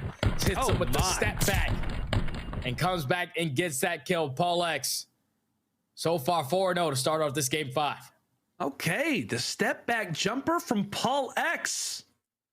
Lovely work from that man. 4-0 start As we said, he has been the search and destroy superstar, really, for any team that he's been on. I think he's like the lead search and destroy KD for the London Royal Ravens when he had that few match stint for them. He's also leading the way for New York. Making the biggest of impacts in this game mode, Jay. It really is, but now NYSL up 2-0. Decide to switch it up this time and be super aggressive in towards bottom palace. And Hydra, he's actually able to spot a player in Cleanix, but if you turn this corner, he's right outside the window. I don't know if Cleanix turns. I'm pretty sure he's looking in towards top palace as well. Oh, so come on. Just don't peek left. Hydra, you're going to be okay. Oh, Cleanix is like, okay, someone's been here the whole time. Surely this engagement's going to happen at some point, right? It has to. It has to happen. Hot hands on the edge of their seat. Crimsix finds Bance, and Cleanix is still wanting this kill onto Hydra. Oh, and as Cleanix runs on through, Hydra spots him. Paco will walk away with the gunfight that lasted an entire minute. Here on to Siege, Paul continues to fry, and now it's all on to Cammy in a 1 versus 4. Bomb's about to go down. Best of luck to the Cam man. Good night. Yeah, that was a really, really long engagement between Hydra and Cleanix. It's unfortunate, though, for Cleanix because right there, he's peeking from left, right. Does not spot the positioning, or at least the angle that Hydra does. And eventually, it's a whole minute into the round. There's no way in hell he's still sitting there. And Hydra is still sitting there. He finds that kill, turns it into a 4v2. They get the bomb planted at B, catch the player on the late flank, and then Cammy left in a 1v4. Not going to be easy to get done. NYSL so far been playing flawless search and destroy. It's looking like they definitely went back and watched that game 5. I mean, that game 2 last time they played this squad. Definitely learning from their mistakes. Paulehx pulls out the big gun as they send Hydra forward. Scrappy thankfully able to find the first blood, and Cleanix, well, he goes aim hunting. Cammy with 1, and Cleanix gets turned. Quickly now into the 2 versus 2. Scrappy taking this round into his own hands. Now leaves it to a 1 versus 1. Paul versus Scrappy goes for the rechow, and the Røkkr will answer right when he has to. Down 3-0. A 1v1. Toronto cannot afford to lose. And Scrappy, clutch. That's a big one-on-one for Scrappy to get some momentum now on the side of Toronto Ultra. Big plays from him to shut down Paulehx. So I'm pretty sure Paulehx is still working towards that streak. But he does get taken down. So now NYSL back on the attack. Oh, that was such a big kill, too, on Paulehx. He was 1 away from that glide bomb. Yeah. Such a massive kill from Scrappy. Oh, and Scrappy feeling himself, man. He just goes to the top of the train, tags up 1, tags up 2. Crimsix will fall again for the first blood. Cleanix gets his first kill on the board with that lovely nade there onto Hydra. So instant numbers and the hands of Toronto, and it just goes back to that 1v1 that Scrappy's able to win. They just come into this round with some newfound confidence, tag everybody up, find 2 off the rip. We'll see if Paul and Kismet have got some magic now. So now it's all about what kind of information can you pick up. He does spot a gun at least 1 player, but Scrappy is set up for the team fight before he does get taken down. So now Paulehx turns a 1v4 into a 1v3 with 40 seconds to work with. He's going to be able to reposition himself, pick up this bomb, and that's going to force Cammy to turn around. And Paulehx hits great timing there. Not to 1v2. Gunfight right around the corner. Not able to win it. Cleanix is going to be in a great position to at least shut him down. Now Ultra take 2 rounds in a row. Now down 3-2. RQB is sweating watching that round. I'm sweating watching this round. I know he for sure is sweating. It is Siege after all. But no, man, it is solo chow after solo chow. It got very, very dicey. Paulehx wins that last one, man. I don't know. Gets wild from there, but they finally do cut down the Red Menace as he has had a game so far, 8-2 start. But it's been Toronto winning back-to-back rounds as the SMGs go firing in toward bottom palace. But on the opposite end, it's the SMGs from NYSL who try to go for the early flank. However, now it'll be the wrap on toward that A site. Both teams very eager to get involved in these early engagements, and once more it's Scrappy. Crimsix falls for what I believe is the 3rd first blood in a row. Hydra cuts down Cleanix, and now we've got ourselves a 3v3 bomb down. Bomb down at A, and look how much ground Toronto Ultra are deciding to cover, but that's a massive kill from Paulehx to eliminate Cammy from the flank position. So now in a 3v2 situation, you have Paulehx who once again spots that player into Scrappy towards that top base. So they must know that the bomb is at least planted safe for that side of the map. You just have to sniff out where this player in Bance is. 20 seconds to work with. 20 seconds to work with. Bance on his belly, cuts down 2. 1v1, Paul versus Scrappy. Oh, and Paul doesn't turn around in time. Toronto walking away with first bloods and walking away with clutches. Bance, a smile on his face, knowing that Toronto are right back in this search and destroy. 3 unanswered to start for New York, and 3 back-to-back-to-back now for Ultra. That's just such an off angle right there from Bance to just put his belly right into the dirt. Finds himself with a great angle to at least watch that A-bomb and also pick up that mid-cut. Puts the early shots into the first, finds the second kill as well, and then forces it to another 1v1 between Paulehx and Scrappy. And I'm pretty sure Scrappy so far in this map, 2-0 in those engagements. Great stuff. And a big spot for Toronto. From the young gun, Bance, he's hungry, he's eager to make a play again, but he's taking on the Red Menace, who goes prone and shows Bance what it's like to be on your belly. Bance did it last round, Paul does it this time. But they're prone or looking toward the top. Kleenex, though, explodes for 2, and just like that, it's Hydra left at a 1v3, the all to do, and Toronto starting to feel themselves riding that train of momentum to now 4 straight rounds.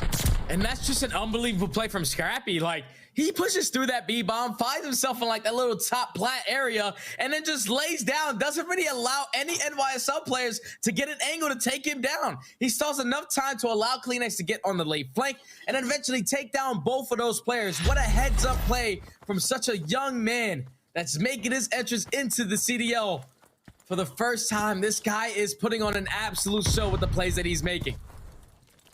Just use this series as a resume, for God's sake. Just upload the MP4. I don't know where you do it to, but you know, use any website you'd like. Just an excellent series out of this guy. Bance brought low to kick off this round. Toronto trying to keep, like we said, this momentum going. They've won 4 straight rounds. And Bance, well, he continues to be in the position. Has seen him quite a bit of success so far throughout the siege. Scrappy, oh, he might have found the lane. He might have found the lane again. Another first blood for Scrappy. Another first blood death for Crim as Hydra levels the score now. Bomb down. Now with Scrappy finding that kill, now they have full B-bomb control. He has control of the rotation back to their base. If you're Scrappy, I think he just got spotted by Hydra, so they're gonna try to set up a teammate, but unfortunately Hydra kills himself. I don't know how he does that. I'm pretty sure it bounces off of the wall and at least comes back to bite him, but Scrappy gets a kill with a stun. What is going on this round? 2v1 now left up to Paulehx. What is going on? 20 seconds left. Paul, he's got to make a move on. He's got to make a move on, and Cammy is there. An interesting sequence of events for NYSL. Hydra somehow takes himself down. We'll get to watch this one again. Shout out to the observers. The nade in hand. What? Cooked it for too long. What are we doing? What are we doing? He saw him lay down at that position at trenches. He holds a nade for way too long. Oh, man, that's unfortunate. Hydra cannot be making those mistakes. Surely he was going to throw it against the wall. Like, surely he's going to throw it against the wall. I definitely did not think it was him killing himself. I thought he was way too good for that. But now Ultra put themselves at game point. That has got to be a first this year. Okay, NYSL, time to get back on track, man. 5 straight rounds for Toronto and another first blood from Scrappy. I'm getting tired of saying it. Kismet, please change the course of the game. Take this round into your hands. 2 versus 2. Paul and Kismet versus Bance and Cammy. Bance finds one and Cammy will find the other. Toronto will get their revenge versus the New York Subliners. Bance is there for the defuse, and despite having a last-second substitute, Scrappy comes out clutch, goes big for the team, and Toronto have got the dub. I can't believe it. That's 6 rounds in a row. The first 2 rounds, okay, Scrappy wins a 1v1 versus Paulehx. Second round, Cleanex goes massive. Then the third round, another 1v1 versus Paulehx. And in those last couple of rounds right there, like, what was NYSL doing? I really don't understand. Like, Hydra really blowing himself up with the nade, just compromising that entire NYSL roster that previous round. Ultra came to play today. It wasn't 2-3-5. This time, it was 2-4-5. That's how they get it done to close out this series. And this can't be the best case scenario for NYSL, because now that puts them at 2-2 with a match that they had to play against OpTic to make winners bracket. That's tough, man. That is so tough for NYSL. Toronto Ultra, they do what they need to do, clutch up in the search and destroys, take that one hard point, which is the best hard point for NYSL. Man, let me just tell you, somebody sign Scrappy right now. I might have to make an organization and pick him up. The guy is unreal, man. He's unreal. He's unbelievable. And we'll get to take a look through what was an excellent start for New York. And then you saw Toronto catching a wave of momentum, catching, I don't know, man, just that COD buzz. I don't know what it is, play after play. But I gotta say, it came down a lot of the time to Scrappy, putting his team in favorable spots. Obviously, clutches the 1v1 there versus Paul, where things get dicey.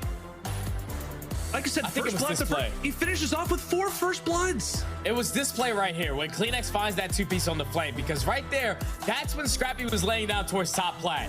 In that position, 2 NYSL players are standing on both sides of the arches, just waiting for him to at least stand up or crouch. He does not do any of that. He eventually sets up Cleanex to find that 2-piece. That was the swing round for me. And then this right here, like, Hydra, my gosh, what we doing, bro? What we doing?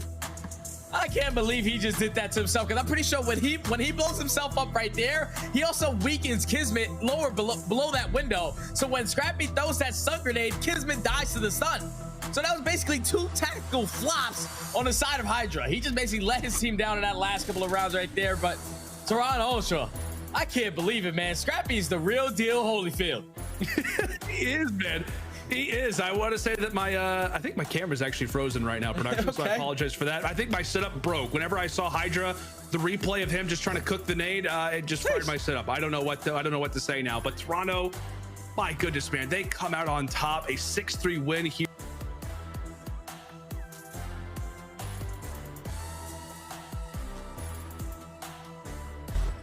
They got me. All right.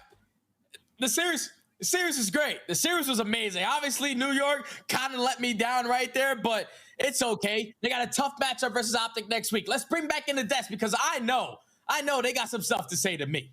I'm here. Oh, there you go, Lando. I'm here, buddy. There you go, pal. I'm my camera. I'm pointing my camera, and we're back. We're ready to go. But that's really going to be it from us. Yeah, that's it. Jordan, really quick, just to make sure that I could be back. But that, what a series that was, guys. What a pleasure to watch that game. You got that right. Hey, yo, Lando and Standy, I miss you guys, by the way. Great commentary. But, yo, Scrappy is the real deal outright, leading the way for the Toronto Ultra as they get a big win against the New York Subliners as they better their chances to really solidify their spawn champs. Nameless, the young blood was gunning, man. Yeah, he was fried, man. Scrappy had an incredible series, but I gotta say, I mean, I really think it was the adjustments in that Game 5 that really got Toronto the victory there. Early on in that map, you saw Cleanex was going mid-map, as he usually does, but what was happening, New York was swarming a site, and they would pinch him out mid-map, and he would get caught in the back, and it wasn't working. He was 0-4 to start that game, and then Toronto makes the adjustments. They start stacking together, waiting for that player to try to make a move on mid, and they started to get those first bloods. The teamwork got way better when the adjustment came in. And you know what? I have to say that is extremely typical of Toronto Ultra, because I feel like their success on Desert Siege was mostly found in the fact that Inside is usually sniping a lane, right? Yeah. He usually is cutting off an entire side of the map, and I feel like they had to make that adjustment of not having that lane completely closed off by the sniping and Inside,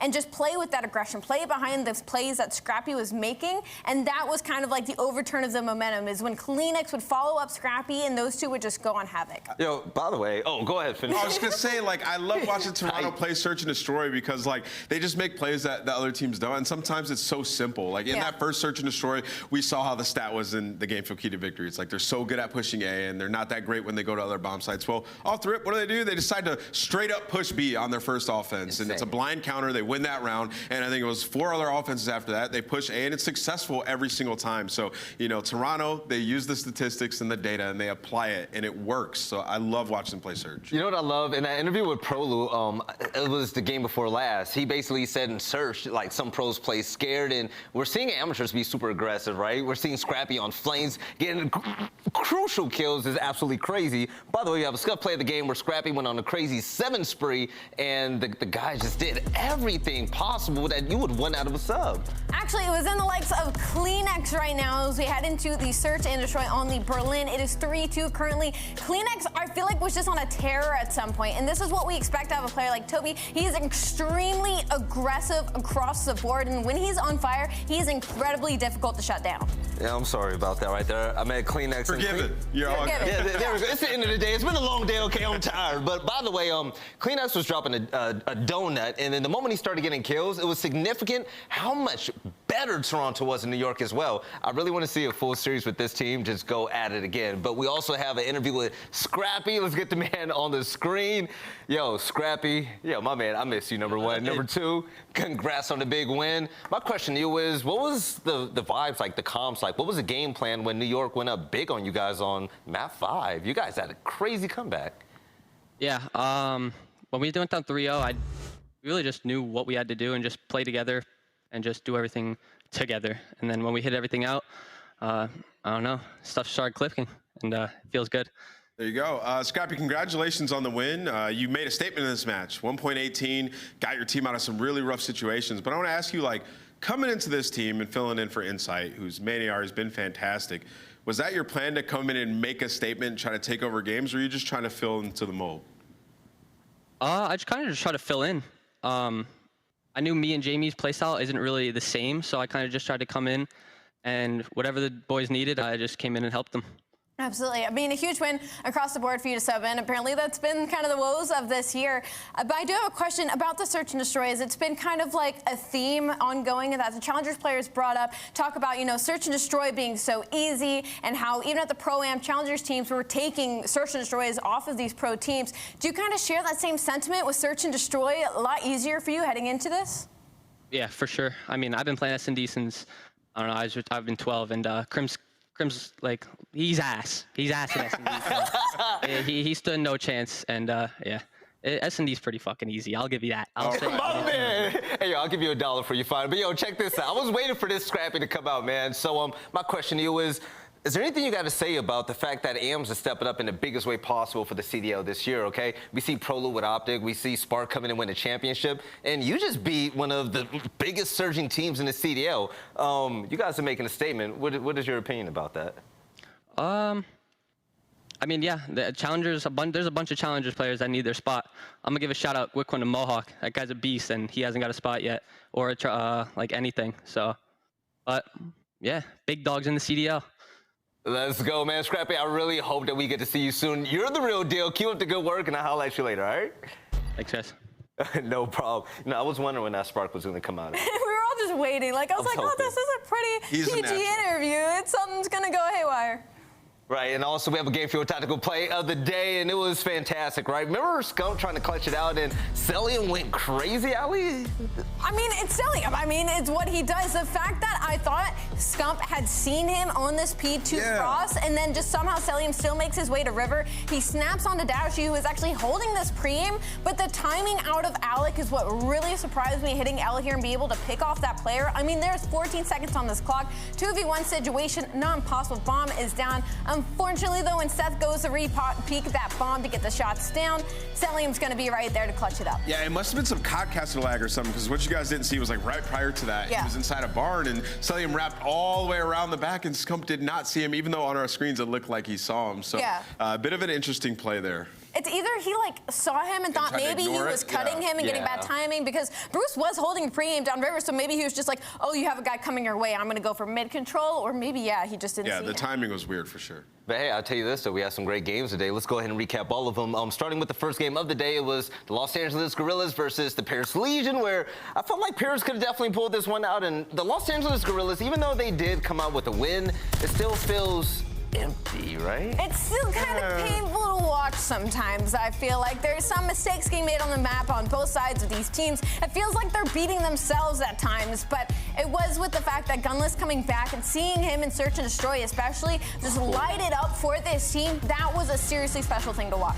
You know, I was actually pretty pleased with this win out of LAG. I know it was versus Paris, but, you know, through the Search and Destroys, they made some massive improvements. And I think the biggest thing in this series is that Gunless popped off, right? Yeah. And that's like sort of justifying bringing him back in. You know, he was their best player, in my opinion, prior to the swap for Spart. And, you know, he's coming back and he's getting back to the groove of things. A month off's a long time. So see him taking over in Search is good for LAG. A month off is a long time, but it's not Gunless that we're worried about. It's the team as a whole, and it's their success as a unit that we're looking forward to seeing on a consistent basis. This is a championship team, by the way. Also, OpTic Texas versus Atlanta was so much fun, okay? For the simple fact that OpTic beat Atlanta with their third roster this season, and they haven't even dropped a game to them yet. OpTic Texas, #1 by my ranking. On their best map, too, on Gavutu. Like, this is a map that FaZe is supposed to win in this series, and once again, Arcitys having another tough one, man. He's got to figure it out when he goes up against OpTic Texas, and, you know, if you're Atlanta FaZe, that is a must-win map. Like, you go into the boat cage and you win an S&D, right? You win that Gavutu, you're in a fantastic spot to close out that series. So it just seems like each and every time, like Atlanta FaZe, they have a mental block. Yeah, and you want to say, like, I want to say that it's a clinical series out of Prolute with a 1.38 overall, which it was. However, it was a clinical series out of every member of OpTic. Dashy was absolutely frying. Scump and Shotzzy were going rogue. I mean, they just look like the absolute unbeatable team in this game, and thus far have been. No, big time. Yeah, Dashy was tearing up on Gavutu, and Scump with the big brain plays to kick off the series. This team is fantastic from top to bottom. It doesn't even matter which sub they bring in, but the fact remains Prolute is the absolute truth. But also, we have the Aim Lab best shots of the week, and I can't wait to see Gunless up there on his way back from his injury, joining LAG. But Insight, even though he wasn't able to play today, the man is always guaranteed to just fry people with the... Bro, how many people get sniped from that artillery gun? Like, I swear I'm never peeking that if I'm on Desert Sea. Never on that side of the map. Like legit, I'm never on that side of the map peeking it. But we saw some wonderful snipes this week, and yeah, that Sib clutch was huge. Remember when Envoy got he killed 2 people, and then Sib had to clutch the 1v2 right after that? He spanked him like an angry mama. That was insane. Attached, by the way, still not letting loose with the scope. Arcitys joining the mix. Some good shots all around. I want to see Arcitys pull out the sniper a little bit more. I feel like we're used to see that in Simp's hands, and see it with Alec on this Desert Siege was kind of a pleasure to watch. Yeah, big time and Gunless. Right this there. Was nutty, dude. Yeah, it's like he hasn't skipped a beat, right? He got 3 in that round, too. Didn't even see the first one. The first kill was literally like in the first 2 seconds of the round. Like called an instant first blood. It was nasty. You take a month off and you come back and make that much impact for your team. Gunless is insane. Let's take a look at the points to see how things have unfolded so far. I haven't seen an updated list, but take a look at the middle of the pack. Oh my God. Ooh, hey, Yo, check this out. Every loss counts so much more now. New York Subliners just lost to Toronto Ultra, and that is a 20-point gap. You cannot afford that, and that just can't happen. It can happen, but also only 5 points between OpTic Texas and Atlanta FaZe. Atlanta FaZe has been so consistent in this game to keep themselves on top in the CDL points, but OpTic Texas are looking to close that gap here very soon. Hey, Nameless, when it comes to the Challengers Open, it's going to be in Toronto. I mean, the fans, they trust your word on it. This year has been incredible for AMs, and it must be crazy to see these many moving up and making such an impact in the pros. Dude, it's insane. We got so many good players down there that are coming up into the pro scene that are frying, but we also have some storied names competing in Challenger scene. Like, we got Sensor down there, Clay's down there now. Whoa. That's going to be interesting to see him in the patch pit. Like, that's the OG guy who's screaming at people. Imagine, like, if a Ham starts screaming at Clay how heated he's going to be, it's going to get interesting. And plus, if you want to go against someone like Clay, just show up to the event. You can play against, you know, one of the biggest legends in the whole entire Call of Duty scene. But that closes out week 2, day 3 so far. Allie, we had a lot of dang fun, huh? No, yeah, I think it's been a very exciting week of COD. I know we were all looking forward to the OpTic Texas and Atlanta matches, of course, with Bounty Week as well, adding that extra 10K, that extra cash on top of all the matches. It's been super exciting, but one more week until Major III Valley, one more weekend of qualifiers to see where everybody ends up. Ladies and gentlemen, listen, that time is coming very soon, okay? We're gonna see you guys at Major 3, but before then, we have one more week of quals, okay? All the points matter, all the games count, and And listen, Major 3 teams are gonna have to bring it. We are at the halfway point right now. And if you think I'm lying, take a look at teams like Atlanta FaZe, NYSL, even Toronto Ultra. Can't forget the Minnesota Røkkr, by the way. These teams are all gunning for the top spot. I can't wait to see what happens, and you guys already know the deal. Spread love, I love you. Thanks for tuning in. We are nothing without you. Shout out to production, and hey, we'll catch you next time for some more Call of Duty action. You guys take it easy.